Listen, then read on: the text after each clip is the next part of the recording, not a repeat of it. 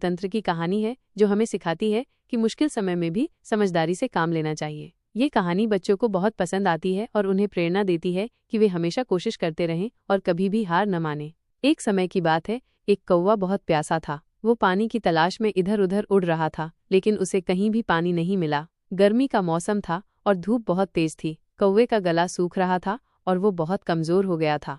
आखिरकार कौवे ने एक घड़ा देखा। घड़े में थोड़ा पानी था, लेकिन पानी इतना नीचे था कि कौवे की चोंच वहां तक नहीं पहुंच रही थी। कौवा बहुत निराश हो गया, लेकिन उसने हार नहीं मानी। कौवे ने इधर उधर देखा। उसे कुछ कंकड़ दिखाई दिए। कौवे को एक तरकीब सूझी। उसने एक एक करके कंकड़ घड़े में डालने शुरू कर दिए। धीरे धीरे पानी ऊपर आने लगा। जब पानी इतना ऊपर आ गया कि कौवे की चोंच पहुंच सके, तो उसने पानी पिया और अपनी प्यास बुझाई।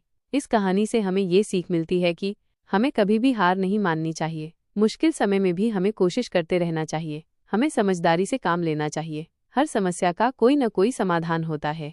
हमें अपने आसपास की चीज़ों का उपयोग करना चाहिए। हमारे आसपास की चीज़ों में भी हमारी समस्याओं का समाधान छिपा हो सकता है।